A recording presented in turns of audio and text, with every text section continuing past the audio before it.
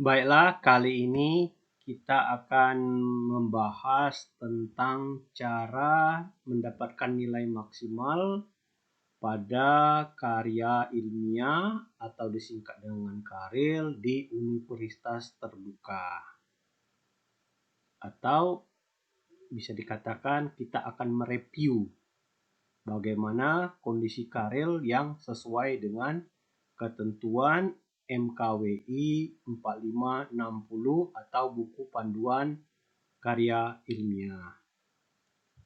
Pertama, sebuah karya ilmiah yang diupload oleh mahasiswa harus di bawah 30% untuk tingkat plagiasinya. Jadi tingkat plagiasinya harus di bawah 30%. Ini seperti contoh. Apabila di atas 30%, maka karil mahasiswa tersebut otomatis dinyatakan tidak lulus. Nah, contohnya seperti ini, 43%. Apabila mahasiswa mengalami plagiasinya pada tingkat di atas 30%, mahasiswa dapat mengurangi dulu tingkat plagiasinya. Bisa dengan parafrase secara manual, bisa juga melalui beberapa tool yang sudah disediakan secara online. Bisa juga mengacu atau menonton video saya yang lainnya, cara menurunkan tingkat plagiasi, baik itu karil, skripsi, atau jurnal ilmiah. Nah, ini ada contoh hasil dari Turnitin. Jadi, filter dari Turnitin itu otomatis disediakan oleh sistem UT di saat mahasiswa mengupload karilnya. Nah, ini contohnya. Ini yang berwarna ini adalah menandakan bahwa karya ilmiah tersebut pada kalimat tersebut ada kesamaan atau dikatakan plagiat kepada suatu tulisan atau jurnal yang sudah dipublikasi. Nah, ini bisa di parafrase. Jadi yang berwarna-warna ini bisa di parafrase. Ya, tadi bisa melalui tool secara online, bisa juga secara manual. Untuk caranya, saya sudah memiliki video yang lainnya yang bisa ditonton oleh mahasiswa. Ini juga contohnya yang sudah di output atau hasil dari output filter oleh Turnitin yang tersedia secara otomatis di sistem UT. Jadi untuk mendownload file ini, mahasiswa bisa mengklik tanda panah yang ada di sebelah kanan. Di sebelah kanan ini bisa diklik, maka akan otomatis terdownload agar gampang melihat hasil dari filter Turnitin tersebut. Setelah di-download, mahasiswa bisa menurunkan tingkat plagiasinya. Untuk penilaian itu mengacu pada setiap menu upload di karya ilmiah atau mata kuliah karya ilmiah, itu biasanya di paling atas itu sudah ada indikator penilaian. Di antaranya itu ada suatu pertanyaan yang mengatakan apakah sudah dipublikasi atau belum. Kalau sudah dipublikasi itu mendapat nilai 1, kalau belum mendapat nilai 0. Di bawahnya ada indikator tentang tata tulis, ukuran kertas, tipografi, kerapian, ketik, tata letak, jumlah halaman. Itu penilaiannya mengacu kepada halaman 39, yaitu tentang struktur, format, dan sistematika artikel. Apakah sudah sesuai dengan struktur dan format serta sistematika artikelnya atau belum? Apabila belum, akan dinilai minimal. Apabila sudah sesuai, akan dinilai maksimal. Itu 5 poin. Kita ulas. Itu untuk tata tulis, untuk ukuran kertas, jumlah halaman itu ada di buku panduan atau buku panduan MKWI 4560 pada halaman 39. Untuk tipografi itu sebenarnya kalau secara manual kadang-kadang ada yang kelewat. Makanya biar tidak terlewat, mahasiswa bisa menggunakan Google Dokumen dengan cara di-upload dulu ke Google Drive-nya, baru kita buka. Biasanya itu ada otomatis untuk melihat yang mana yang tipe dan nanti ada saran kata atau kalimat yang benar. Tinggal kita klik saja. Untuk kerapian ketikan itu harus mengikuti struktur format dan sistematika artikel ilmiah. Selain itu, jangan lupa juga mahasiswa harus membuat rata kanan, rata kiri. Khusus untuk judul, itu ada aturan tersendiri. Nanti akan dibahas selanjutnya. Untuk penggunaan bahasa, itu gunakan bahasa yang efektif dan mudah dimengerti pembaca. Kalau berbahasa Inggris, harus diketik miring. Kemudian, untuk di bawahnya nanti itu ada indikator mengenai kreatif, inovatif, dan bermanfaat bagi masyarakat. Nah, itu biasanya karya ilmiah tersebut atau karya tulis tersebut akan dinilai oleh tutor atau pembimbing dari kebaruannya. Jadi dari kebaruan yang diteliti, apakah bisa menjadi rujukan ilmiah bagi orang lain atau bagi masyarakat. Kemudian ada lagi indikator tentang keaslian gagasan. Ya, keaslian gagasan sederhana saja, biasanya penilaian dilihat dari kandungan plagiasi. Kalau tingkat plagiasinya 0, berarti bisa mendapat nilai maksimal. Kalau 30% itu mendapat nilai mungkin cukup. Terus sampai ke 0 ya, dari cukup sampai ke maksimal. Kemudian ada lagi indikator tentang kejelasan pengungkapan ide dan sistematika pengungkapan ide. Nah, untuk variabel indikator variabel ini itu berpatokan pada dasar ketentuan MKWI halaman 40 sampai 44 dan 62. Apabila sesuai dengan ketentuan buku panduan yang terdapat pada halaman 40 sampai dengan 44 dan 62 itu maka bisa dinilai maksimal. Apabila tidak sesuai atau sangat tidak sesuai maka akan dinilai minimal. Ini sebelah kanan ini juga ada contohnya, harus mengandung identitas penulis, abstrak, pendahuluan, metode atau kerangka pikir, harus memuat hasil dan pembahasan, simpulan, saran, dan daftar pustaka. Secara detail kita jelaskan berikut. Jadi untuk judul, perumusan judul artikel ilmiah itu ada ketentuannya di MKWI 4560 seperti contoh ini. Menggambarkan keseluruhan topik, kajian dan menarik perhatian pembaca. Jika ada anak judul tidak mengulang kata yang sudah menggunakan dalam judul, maksimum terdiri dari 20 kata. Jadi judul itu maksimumnya adalah 20 kata. Apabila lebih dari 20 kata bisa dibuat anak judul seperti contoh ini.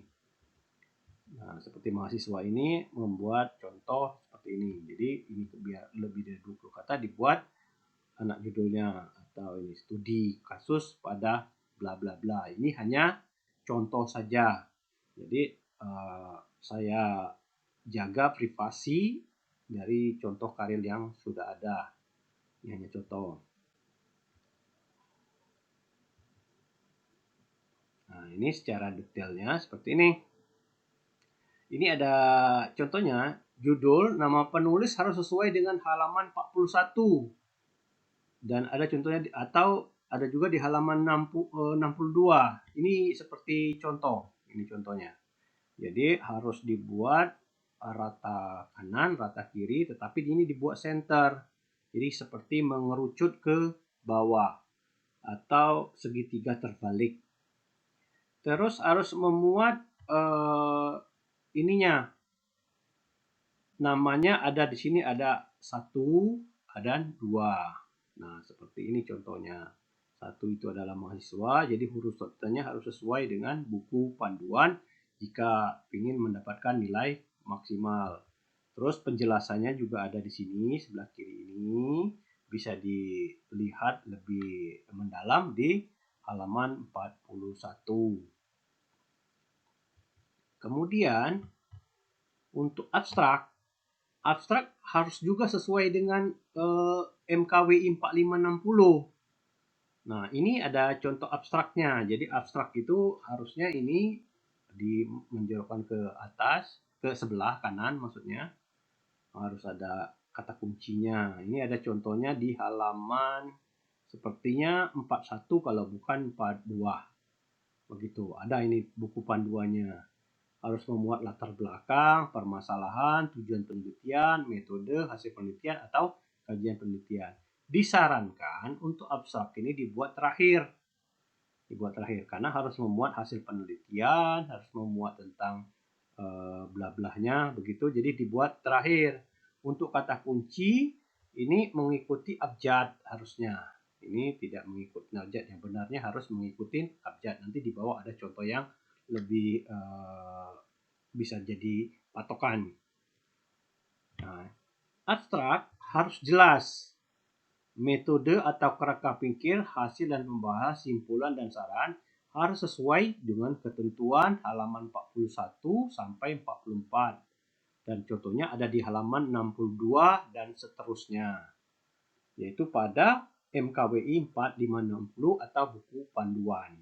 Biasanya kalau di tutorial online itu ada di kegiatan pendahuluan. Itu bisa di-download. Abstrak bisa dimuat pada proses akhir. Nah, itu seperti saya jelaskan tadi. Harus muat latar belakang, permasalahan. Bisa diambil dari identifikasi masalah. Jadi nanti di pendahuluan itu harus ada identifikasi masalah. Nah, jadi harus ada memuat masalah. Nanti saya berikan contohnya juga di bawah. Latar belakang ya, pendahuluan harus memuat latar belakang permasalahan. Dilengkapi dengan rujukan dari ahli, atau hasil penelitian, atau buku, atau artikel, atau sumber lain yang relevan. Dapat mendukung penguatan dalam rumusan masalah. Jadi dapat mendukung penguatan dalam rumusan masalah. Sebelum buat kalimat rumusan masalah, agar memudahkan dan sederhana dan mudah dipahami oleh para pembaca. Jadi setelah kita mengungkapkan, menjelaskan apa masalahnya, dia seperti segitiga terbalik. Nah, pada kerucut bawahnya itu harus ada identifikasi masalah, yaitu berupa ringkasan dari latar belakang yang kita jelaskan panjang lebar itu. Nah, baru kita buat kalimat rumusan masalah. Kalimat rumusan masalah itu nanti akan dijadikan sebagai proses selanjutnya. Jadi proses selanjutnya khususnya pada hasil dan pembahasan itu adalah menjawab dari rumusan masalah tersebut. Kemudian harus ada manfaatnya, harus ada fokusnya. Jadi harus ada penjelasan tentang manfaat dari karya ilmiah tersebut. Jadi dari pendahuluan harus membuat latar belakangnya apa, terus dikerucutkan menjadi identifikasi masalah, terus menjadi rumusan masalah, dan harus juga menjelaskan tentang manfaatnya, tentang fokusnya, dan keterbatasan tulisan. Kemudian harus memuat metode atau kerangka pikir. Nah, kalau dia memuat metode, itu biasanya untuk penelitian kuantitatif. Kalau untuk kualitatif, biasanya dia memakai kerangka pikir. Untuk metode harus ada penjelasan tentang pendekatan, tentang metodenya yang dipakai, tentang teknik yang dipakai, dan prosedur-prosedurnya. Berikut instrumen yang digunakan dalam pengumpulan, pengolahan, penafsiran, analisa data, dan disertai dengan penjelasan serta alasannya. Untuk kerangka pikir harus memuat penjelasan atau gambaran tentang ada teorinya, ada informasi lain yang valid yang bersumber dari hasil bacaan atau teori para ahli atau ketentuan-ketentuan perundang-undangan atau surat keputusan dan lain-lainnya. Itu akan digunakan sebagai kerangka pikir atau sumber rujukan dalam membedah, menganalisis, dan menafsirkan permasalahan dan solusinya. Jadi pastikan jika ingin mendapat nilai maksimal, variabel-variabel ini, elemen-elemen ini harus sesuai dengan ketentuan MKWI 4560. Bila tidak sesuai, maka mahasiswa akan mendapatkan nilai yang minimal. Kemudian untuk hasil dan pembahasan harus memuat penjelasan untuk menjawab rumusan masalah. Jadi hasil dan pembahasan itu sebenarnya ditujukan untuk menampilkan data-data dan hasil analisis dan temuan-temuan, tentunya informasi yang valid dan afsah, yang ditujukan untuk menjawab rumusan masalah yang kita buat di atas pada pendahuluan. Nah, di sini sudah saya jelaskan, sudah saya tulis tuh. Hasil dan pembahasan harus memuat penjelasan untuk menjawab rumusan masalah. Dimulai dengan menjelaskan apa masalahnya. Nah, masalah itu harus dilengkapi dengan informasi berupa data, bisa tabel-tabel, bisa grafik-grafik, atau informasi lain yang valid, yang jelas validnya atau ilmiah. Nah, setelah itu baru dibuat kesimpulan sementara. Jadi lebih cenderung begini. Jadi kita menjelaskan masalahnya bla bla bla bla sesuai dengan ketentuan ini tidak sesuai. Nah, jadi kita buat kesimpulan sementara sesuai dengan keputusan ini, sesuai dengan teori ini. Jadi ini tidak benar atau tidak valid atau tidak legal atau bla bla bla. Jadi menjadi dasar kita mengambil keputusan itu harus merujuk pada teori-teori atau hasil atau temuan atau analisis atau hasil uji. Tentu dilengkapi dengan data yang valid. Atau bisa juga merujuk pada output hasil analisis. Alat analisis seperti SPSS dan lainnya. Atau teori-teori atau pendapat ahli atau ketentuan yang berlaku. Untuk teori harus merujuk terbitan buku dan jurnal dari 2013 sampai dengan 2023. Itu 10 tahun terakhir. Betul ya, 10 tahun terakhir itu ini 2023 berarti mundur 10 tahun berarti paling minimal 2013. Untuk simpulan dan saran harus memuat ringkasan atau uraian dari kesimpulan sementara. Jadi dari hasil dan ini sudah kita buat dulu kesimpulan sementara, baru diringkas lagi menjadi kesimpulan. Nah, jadi harus memuat ringkasan. Jadi nanti kesimpulannya tidak tiba-tiba ada. Jadi kesimpulan itu harus berdasarkan hasil dan pembahasan. Jadi sudah dibuat kesimpulan sementara, baru diringkas lagi menjadi kesimpulan.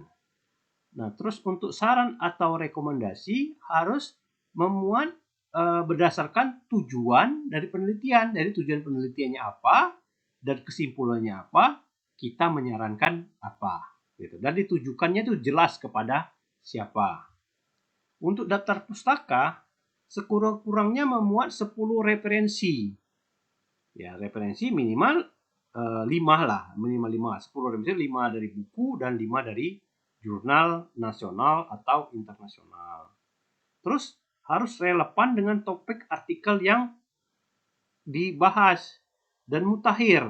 Maksudnya mutakhir ini adalah terbitan 10 tahun terakhir.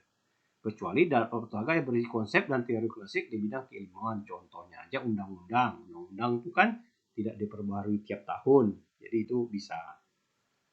Terus untuk penyusunan daftar pustaka disusun secara alfabet. Nah, Ini contoh kita mulai dari abstrak ya. Untuk judul tadi sudah ada di atas contohnya.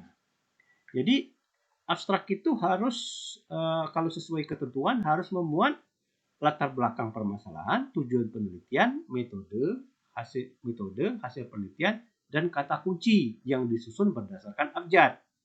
Makanya abstrak itu sebaiknya dibuat pada proses terakhir. Ini ada contoh. Nah, ini latar belakangnya ini, itu permasalahannya ini, latar belakang setiap lembaga bisnis perlu memastikan bla bla bla bla. Nah, ini permasalahan yang nanti ini kan mengerucut setiap lembaga bisnis, berarti semua lebih luas. Kemudian merucut. Nah, kemudian ini ada masalahnya. Dalam meningkatkan kepuasan pelanggan, masih terdapat beberapa oknum petugas PT Triple X yang mengabaikan pentingnya ketepatan waktu dan empati dalam memberikan layanan. Nah, ini temuan, ini jadi masalah.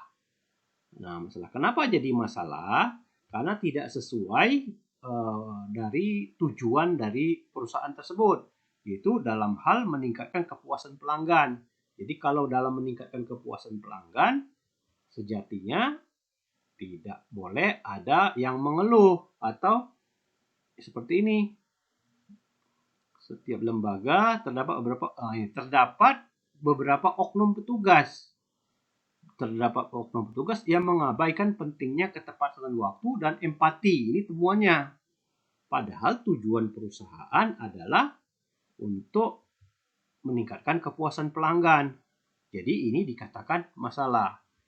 Nah, kalau pada pendahuluan ini harus dilengkapi dengan data-data hasil wawancara, apa grafik apa bahwa memang di situ memang benar ada masalah dan ada penjelasan pendukung bahwa itu benar masalah sesuai dengan temuan. Bisa seperti ini disandingkan bahwa ada oknum yang mengabaikan pentingnya ketepatan waktu, terus padahal tujuan dari perusahaan tersebut adalah meningkatkan kepuasan pelanggan. Jadi ini merupakan masalah yang bertanda biru.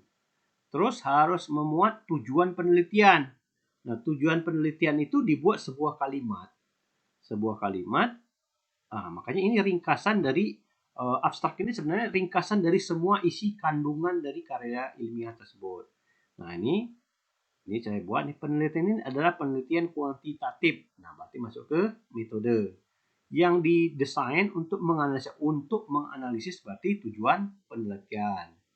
Kemudian kata kuncinya seperti ini ada ini harga. Nah, ini harus abjad. Nah, harga, pelanggan, kualitas pelayanan. Gitu. Ini contoh abstrak. Tidak harus seperti ini, lebih kurang saja bisa menjadi acuannya seperti ini yang benarnya. Kalau mahasiswa ingin mendapatkan nilai yang maksimal. Kemudian untuk di pendahuluan, ini ada juga ketentuan dari MKWI 4560 harus memuat latar belakang, teori yang mendukung, identifikasi masalah, rumusan masalah, fokus, dan tujuan penelitian. Ini ada contoh penelitian kuantitatif yang sebelah kiri. Latar belakangnya di sini, ini latar belakangnya yang warna biru ditemukan, bla bla bla bla. Nah, setelah disandingkan dengan teori, ternyata itu masalah. Menurut teori kinerja pegawai harus begini. Dan didukung lagi oleh Hamali, harus begini-gini. Nah, makanya dibuatlah identifikasi masalah. Berdasarkan telusuran dan uraian di atas, maka peneliti dibuat dulu identifikasi masalah. Nah, kemudian di sini kan ada apa nih yang hitam ini tujuan penelitian. Udah di atas, maka peneliti tertarik untuk meneliti secara mendalam tentang nah, ini tujuannya berdasarkan telusuran di atas. Dengan fokus berarti fokus ini. Nah, begitu terhadap pegawai. Dengan judul biasanya langsung disimpulkan menjadi sebuah judul. Ini dari latar belakang.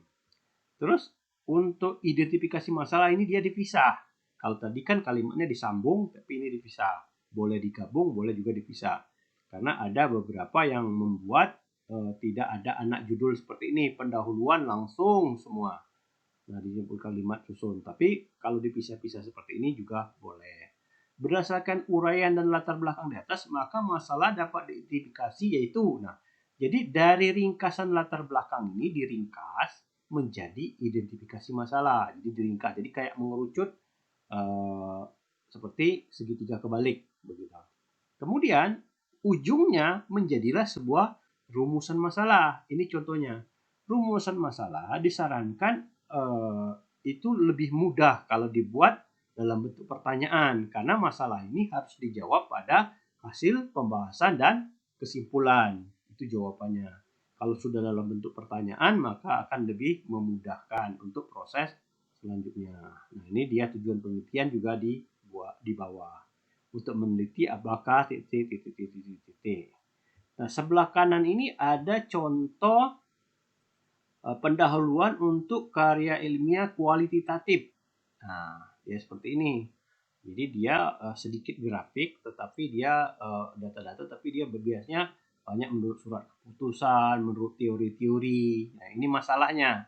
Bumi, air, dan kekayaan alam yang terkandung di dalamnya dikuasai oleh negara dan digunakan. Nah, bla bla bla bla. Ini masalahnya. Itu dikatakan masalah setelah merujuk surat keputusan ini. Nah, karena ini tidak sesuai, mungkin ada temuan bahwa bumi, air, dan kekayaan alam ini dikuasai oleh orang tertentu, padahal itu harusnya dikuasai oleh negara. Itu mengacu pada surat keputusan sekian, bisa juga mengacu kepada teori atau yang valid lainnya. Nah, ini dia buat secara sederhana. Nah, ini dia tidak ada anak judul. Dia langsung saja membuat menjadi kalimat pendahuluan langsung jadi. Secara sederhana dapat diindikasi permasalahan yaitu berdasarkan temuan ini penulis secara sederhana dapat diindikasi permasalahan yaitu titik.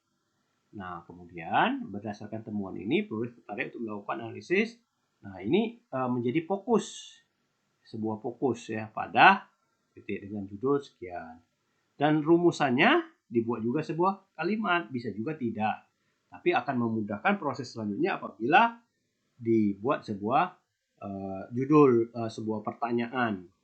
Karena kalau tidak dibuat sebuah pertanyaan, kadang-kadang tulisannya bisa mengambang ke mana-mana pada proses berikutnya. Untuk contoh metode atau kerangka pikir, itu sebenarnya gampang. Bisa melihat dari Google Cendekia.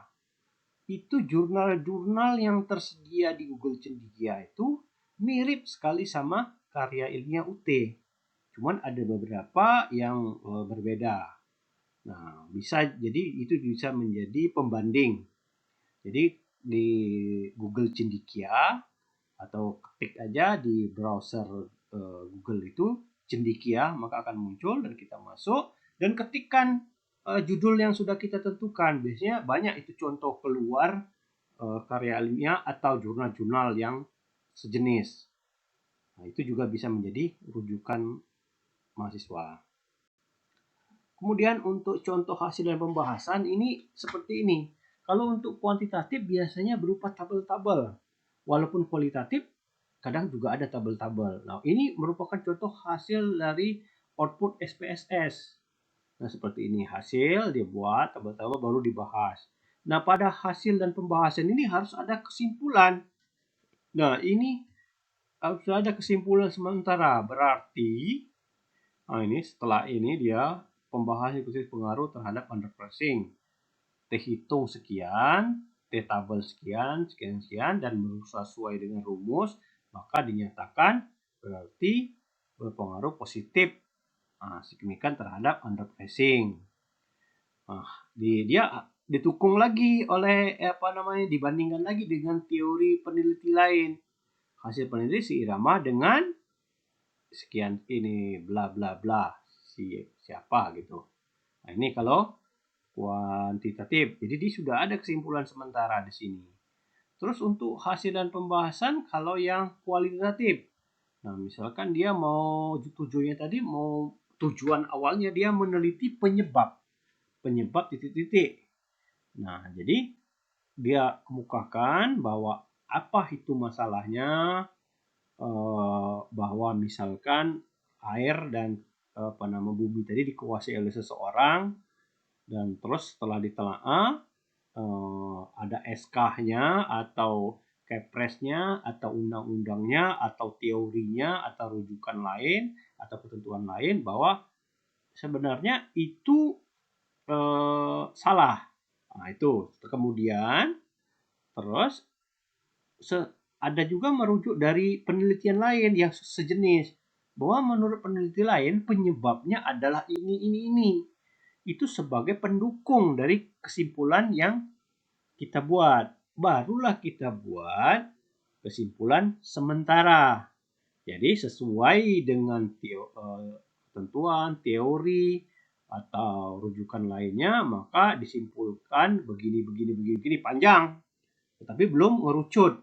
Nah, pada penutup harus disederhanakan lagi kata-katanya menjadi sebuah kesimpulan yang mudah dipahami, mudah dibaca, kemudian tuh sederhana, kalimatnya sederhana, itu pada kesimpulan. Kemudian untuk saran itu jangan menyarankan yang di luar yang kita bahas. Jadi saran harus sesuai dengan kesimpulan harus sesuai dengan kesimpulan sementara pada hasil dan pembahasan. Kemudian pada hasil pembahasan harus menjelaskan apa masalahnya dan sesuai dengan temuan dan dianalisis bahwa itu menjadi sebuah kesimpulan sementara. Begitu lebih penelitian itu kalau kita lihat itu seperti segitiga terbalik. Jadi segitiga atasnya, paling atasnya itu pada pendahuluan menjelaskan panjang lebar, baru mengerucut pada sebuah identifikasi masalah, mengerucut pada rumusan masalah, kemudian mengerucut pada tujuan penelitian dan fokus penelitian. Kemudian balik kepada bab pembahasan, dia ulang lagi segitiga terbalik, mulai pembahasan panjang lebar, mengerucut pada sebuah kesimpulan sementara. Kemudian baliklah pada kesimpulan. Kesimpulan itu merupakan ringkasan dari kesimpulan sementara pada hasil dan pembahasan. Jadi diusahakan karya ilmiah kita itu isinya itu mudah dipahami oleh pembaca. Nah, jadi setelah mudah dipahami makanya menjadi kesimpulan. Jadi kesimpulan kita itu ilmiah. Jadi bukan tiba-tiba ada. Begitu. Untuk saran juga demikian, harus berdasarkan tujuan penelitian kita itu apa, baru kita buat sebuah kesimpulan. Nah, berdasarkan tujuan penelitian dan kesimpulan penelitian berarti baru kita bisa membuat saran, dan harus jelas dibuatkan sarannya ke siapa. Untuk daftar pustaka itu sudah ada ketentuannya. Itu pada halaman 62 di MKWI. Lebih kurang seperti itu kalau saya tidak lupa. Pokoknya ada di MKWI itu halaman 62 sampai halaman berapa itu mengulas tentang daftar pustaka, baik cara mengutip, mencantumkan sebuah kutipan maupun cara menuliskan di daftar pustaka. Saya juga sudah ada video yang saya buat mengenai fokus kepada daftar pustaka ini, cara pengutipan dan daftar pustaka. Nanti bisa diakses melalui link nanti saya tampilkan berikut ini. Kemudian kalau mau mendapatkan nilai yang maksimal, ada lagi variabel yang lainnya. Biasanya itu di sistem UT itu ada ditulis. Itu sebagai panduan bagi mahasiswa untuk melihat dan sebagai panduan tutor untuk dalam menilai. Untuk penilaian selanjutnya ada variabel penilaian mengenai kejelasan, pengungkapan ide, sistematika, dan pengungkapan ide. Ini ada dua kata. Mungkin saya salah paste atau mungkin ini ya. Lebih kurang begini. Kejelasan, pengungkapan ide, sistematika, dan ini nanti ini tipe ya. Itu mengacu kepada itu tadi MKWI 4560 pada halaman 40 sampai dengan 44 dan mudah dipahami oleh pembaca. Jadi selain mengacu pada halaman 40 sampai dengan 44 juga harus mudah dipahami. Jadi tidak ribet, bahasanya harus sederhana. Baru bisa dinilai maksimal jika sesuai. Kemudian ada juga indikator kesesuaian judul dengan tema, topik yang dipilih, yang isi karya tulis. Jadi ada juga saya menemukan ini mahasiswa itu udah sesuai semua, tetapi tidak linier dengan jurusan yang dia ampuh. Dia jurusannya itu hukum, tapi dia lebih membuat itu ke seperti bukan hukum. Atau juga ada juga yang jurusan ekonomi, tetapi dia membuat penelitiannya itu lebih mengarah kepada jurusan hukum. Bisa dinilai, tapi tidak bisa dinilai maksimal karena tidak sesuai. Jadi selain ada judulnya sesuai dengan tema dan topik yang dipilih dengan isi karya tulisnya, disarankan juga sesuai dengan jurusan yang diampu jika ingin mendapatkan nilai maksimal. Jadi pastikan sesuai dengan isi karya, sesuai dengan jurusan yang diampu kalau ingin mendapatkan nilai yang maksimal. Kemudian ada lagi indikator kebaruan topik, gagasan, dan fokus bahasan yang dipilih.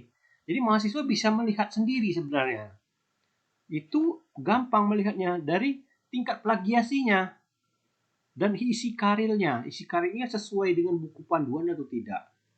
Nah, kalau tidak sesuai dengan buku panduan maka tidak bisa dinilai maksimal. Terus kebaruan topik. Kebaruan topik itu ya inovasi. Kalau tidak baru, kalau membahas yang banyak dibahas orang lain, berarti nilainya paling cukup begitu. Terus kesesuaian informasi dengan acuan yang digunakan. Pastikan karyanya menyajikan informasi dan acuan yang valid.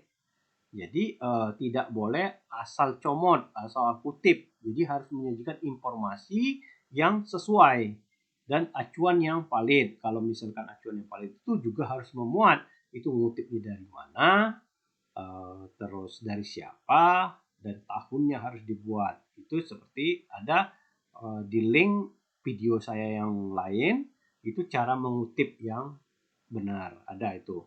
Itu berdasarkan panduan MKWI 4560. Apabila sesuai, ya dia ada kebaruan, ada juga, dan acuan yang digunakan juga valid, maka bisa dinilai maksimal. Nah, kalau tidak, segera. Jadi data-datanya itu harus lengkap. Jadi data-data yang disajikan itu harus lengkap dan valid. Nah, begitu baru bisa dinilai maksimal. Terus nah ini lagi hampir sama ini, keakuratan data dan informasi. Jadi data itu jangan meragukan. Jangan meragukan untuk tidak meragukan pembaca atau tidak meragukan tutor. Jadi data dan informasi yang kita buat itu harus kita jelaskan ngambilnya dari mana dan bagaimana cara mengambilnya, ngambilnya dari mana. Harus dituliskan dengan jelas. Itu untuk caranya itu ada di halaman 62 di MKWI itu. Nah, setelah bisa kita pastikan ini baru bisa dinilai maksimal. Kemudian kemampuan menganalisis dan mentesis. Jadi untuk kemampuan menganalisis dan mentesis tidak usah bingung-bingung. Ikutin saja sesuai dengan panduan 4560, ini bukan 45, ini kurang satu, 4560, panduan 4560, halaman 40 sampai dengan 44. Dan jika sudah sesuai, maka untuk indikator kemampuan menganalisis dan mentesis itu sudah bisa mendapat nilai maksimal. Tetapi harus juga mudah dipahami. Jadi jangan hanya mentranslate apa adanya seperti buku. Ambil maknanya harus begini, ya kita ikutin. Nah, agar mudah dipahami oleh pembaca atau oleh tutor yang bakal menilai. Untuk kemampuan menyimpulkan bahasan juga sama. Tinggal ikutin aja sesuai ketentuan MKWI 4560. Itu ada di halaman 40 sampai dengan 44. Kemudian harus mudah dipahami. Jangan buat kalimat-kalimat yang rumit. Nah, untuk membuat kalimat-kalimat yang sederhana sebenarnya bisa saja dilihat contoh jurnal-jurnal yang sudah tersedia. Misalnya di Google Cendekia. Kenapa Google Cendekia? Karena Google Cendekia itu mudah diakses dan tidak berbayar. Jadi tinggal kita baca saja. Oh, begini caranya untuk kalimat sederhana. Itu ya, baru bisa dinilai maksimal. Kemudian ada lagi indikator kemampuan memprediksi dan mentransfer gagasan untuk dapat diadopsi. Sama. Harus sesuai pada ketentuan dan mudah dipahami. Jadi kalau ini sudah si pembuatnya sendiri tidak paham dengan apa yang dia tulis, bagaimana dengan pembaca?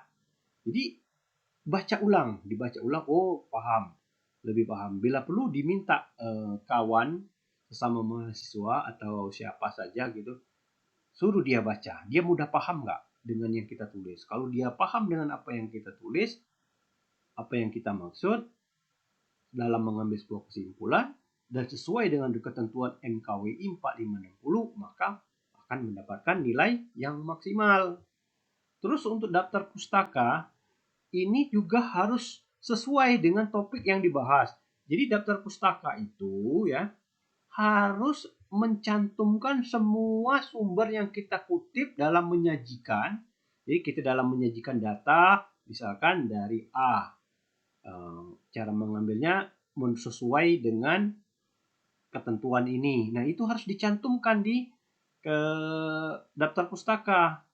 Asal usul dari data dan informasi dan kesimpulan kita itu mengacu dan merujuk dari mana, itu harus dicantumkan dalam daftar pustaka. Jadi dalam pustaka ini ada ketentuannya. Jadi harus dari jurnal berreputasi dari minimal 5 untuk terbitan 10 tahun terakhir. Itu nggak usah sulit-sulit. Selain dari buku modul, kita bisa baca buku modul atau bisa mengambil dari cendikia. Itu tersedia secara gratis. Nah, ketentuannya dan cara penjelasannya itu ada pada MKWI halaman 60. Apabila sesuai dengan pada ketentuan MKWI halaman 62, maka akan dinilai maksimal. Terus bawahnya sama, daftar pustaka minimal. Ya, jadi harus ada dari jurnal, harus ada dari buku. Nah, ketentuannya juga sama. Nah, jika ingin mendapatkan nilai maksimal, tinggal ikutin saja ketentuan yang ada di MKWI 4560. Nah, kalau sesuai, maka jika mahasiswa itu kalau sesuai semuanya mendapat nilai maksimal, maka mahasiswa akan mendapatkan nilai di atas 85.